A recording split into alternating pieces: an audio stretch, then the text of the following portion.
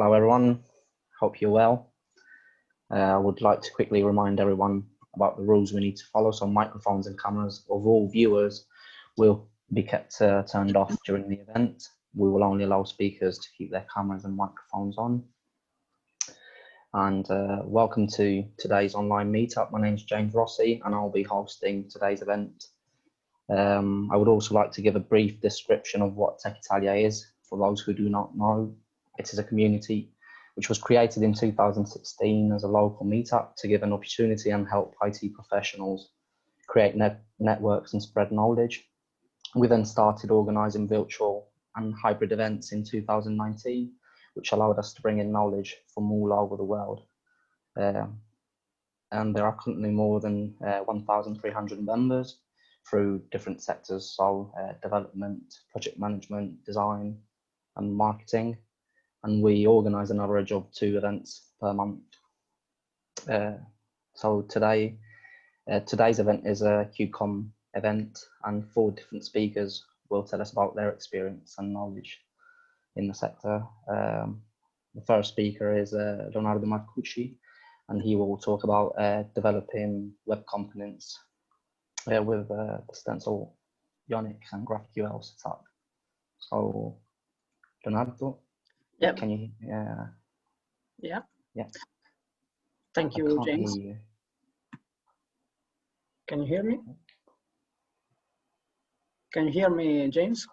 No, I don't know why your audio isn't working. Okay, wait. We'll wait another minute. Yeah. No, Cristiano, can you hear? I can hear. Yes, I can hear Mark. You can hear me? Can you hear him? Yes, I do. Oh, okay. Okay. Okay, sorry. Okay. So thank you, James. Yeah. I'm Leonardo Marcucci. I'm a software architect and developer in Sintra. And today I want to show you an approach that I've used in my latest front-end project that I found really useful and really quick to work with. So I've started this project some days ago. It is a front-end project. And I started to think about which framework should I use to start this project. I've used in my work Angular, React, Vue. They are all great tools, but I wanted to learn something new, something maybe compatible with standard web technology. And so I came across web components. But what are web components? Well, web components is a new feature of modern web browser. And there is a specification that allows you to write custom reusable HTML component with logic. This feature is composed by a specification made by 3 parts, which are the custom HTML element specification, which allows you to register your own HTML tags on the browser via a specific JavaScript API.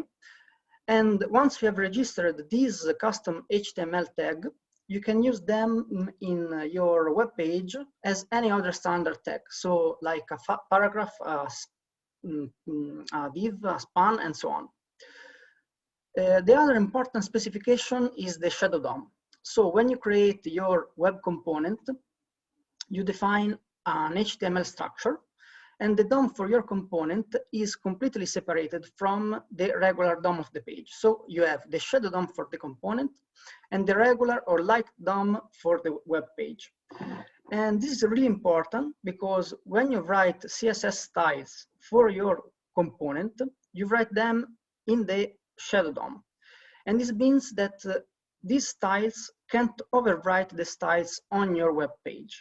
So you end up with scoped CSS styles. That is something that is really important, and it is present in all modern web frameworks. And then you have the latest specification, which is template and slots. So with templates, you can write reusable HTML template that you can clone and reuse in your component.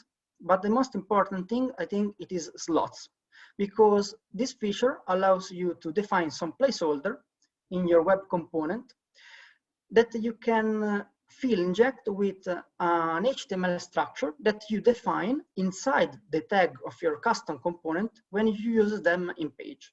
So for example, you can have a custom model component with a my custom model tag, and inside the tag, you can place the HTML content that will be placed in the slot inside the component itself. So I think that web components have their benefits and drawbacks. The main benefit is that it is vanilla JS.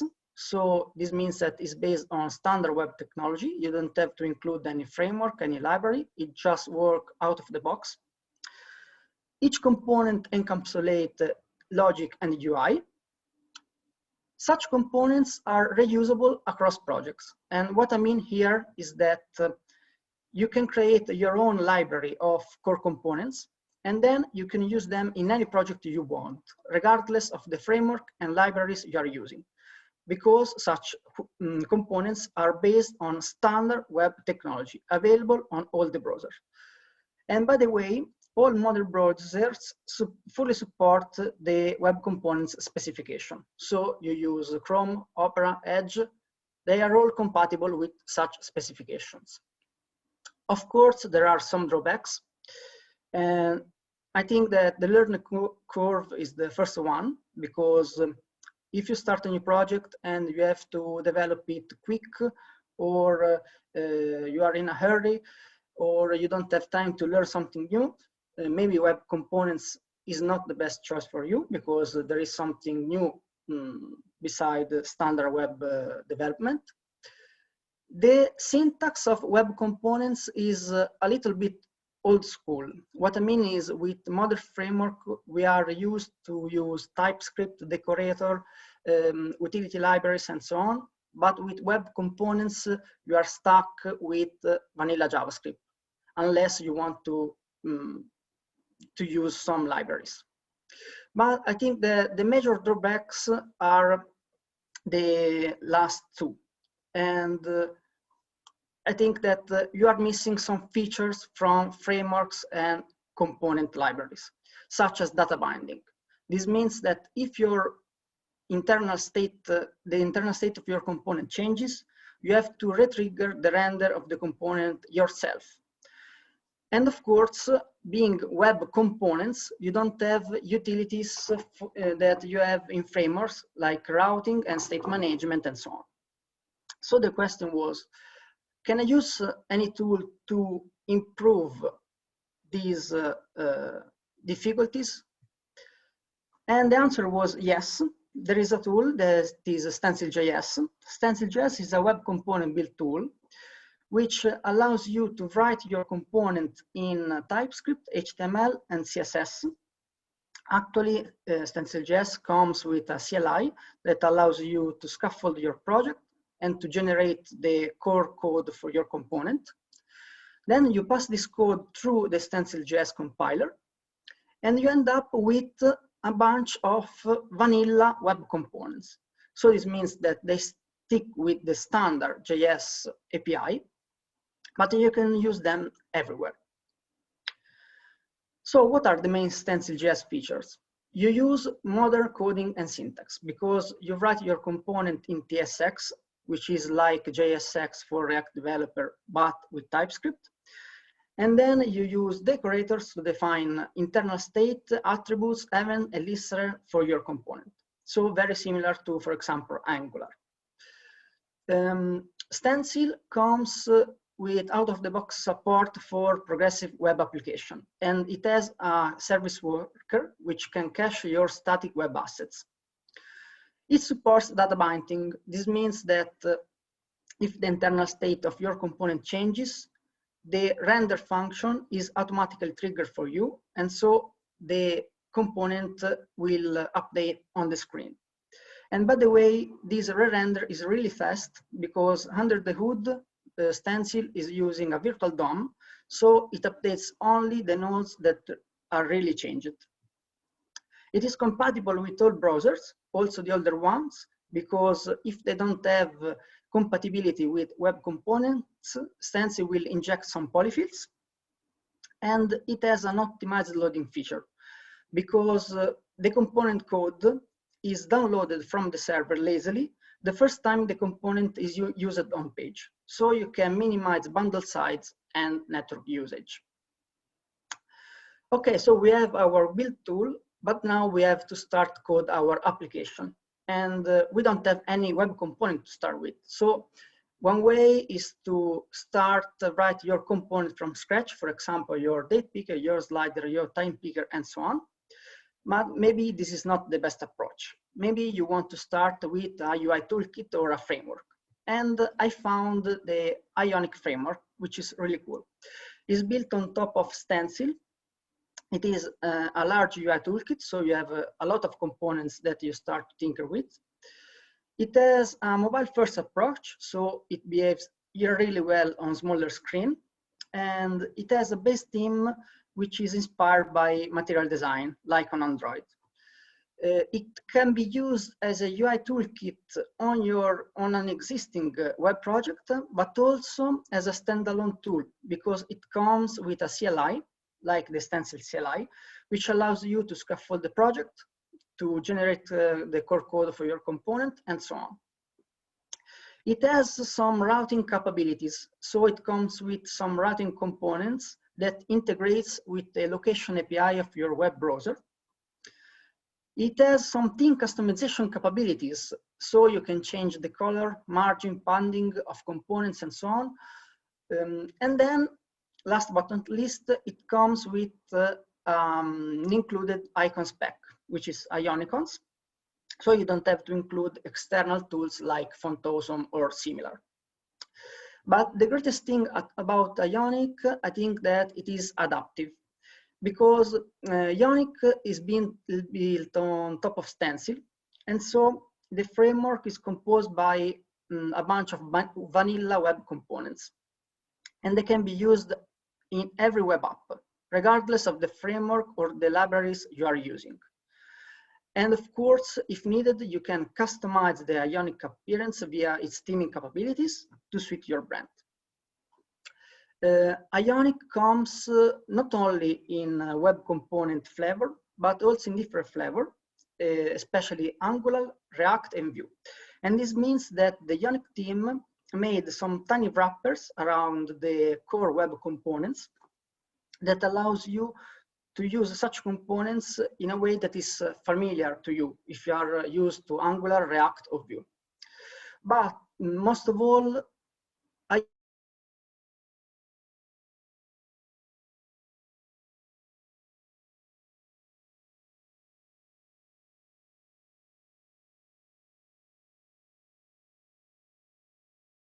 appearance.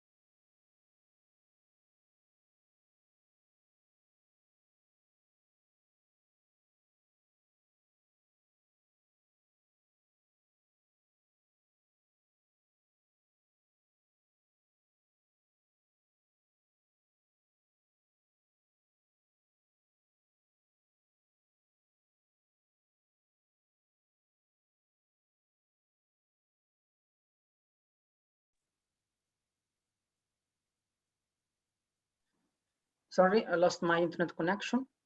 Can you hear me? Now, yes. Okay, sorry, I lost my internet connection. No worries. Okay, so can I go on? James? James, can you hear me? I do. You can hear me, Cristiano? Yes, I do. Yeah. Okay, so I'll try to go on. I was saying that the visual appearance of Ionic components changes with respect to the platform which is running on. So from a single web code base, you can write an application that has a native look and feel on every device. Now it was time to connect the application to the API. In this project, I had a GraphQL API, and so I had to connect the Stencil application with the GraphQL. Now, I won't go into detail about what GraphQL is. I want to just remind some very helpful features. So GraphQL is a query language for API, and it is a companion runtime for fulfilling such queries. Each GraphQL API is based on a well-defined and typed schema. It is very suitable for graph-like data. You can choose which data to return in the response of the API and query only that data. So you can minimize network payload. You can fetch related data in one single query, and you can batch operations. So in a single HTTP request, you can batch multiple queries and mutations. I don't think that these features make GraphQL so used among developers, because what I mean is the schema was present even in SOAP web services. The possibility to fetch a related entity or to choose which property to return from the API is present also in other REST protocol like OData. I think that the real strength of GraphQL are its tools. Here on the right hand of the slide, there are some tools, some very useful tools for GraphQL, but I'd like to concentrate on the last two because they are the ones that I've used in my project. So GraphQL Code Generator is a pluggable, very customizable application tool that allows you to generate code from GQL files. And the Apollo client, which is a client for GraphQL API, which has a great feature. It has a built-in in-memory cache provider, because as you know, in GraphQL, you have to manage caching by yourself, unlike REST services. But Apollo client comes with out-of-the-box support for an in-memory cache provider. So it was actually time to integrate the web front-end and the backend together. And I've tried this approach and found it really useful and really quick and easy to work with. So you write your GQL files. This means that you take the GQL file schema from your API and you write your queries and your mutation in GQL files. You pass these files through the GraphQL Code Generator using two tools. One to create typings for TypeScript to be used in your TSX and TS files. Another one that allows you to generate stencil component binding to the queries and the mutation you have written. And what we end up with is a bunch of components based on the Stencil Apollo library, which are binded to these queries, and they automate all the hard work for you. What I mean is that when you use this component in page and they are loaded for the first time, they automatically fetch data for you from the GraphQL API. You don't have to manually use the Apollo client. And then when you update data through some mutation, then the components are automatically updated because the Apollo cache gets updated, the Apollo client cache. The cache is made of observable. The observable notify the component, and the component re-render themselves. And this is really great because you don't even have to manage the state of your view of your component inside your component. It is done all automatically for you by Stencil Apollo and the Apollo client. So last but not least, we have CAPACITOR. CAPACITOR is a tool that allows you to generate mobile hybrid application from your web code base. This means that you have your web code base, you have your web artifacts, so a directory with your assets. Then you use the CAPACITOR CLI to generate one project for each target platform.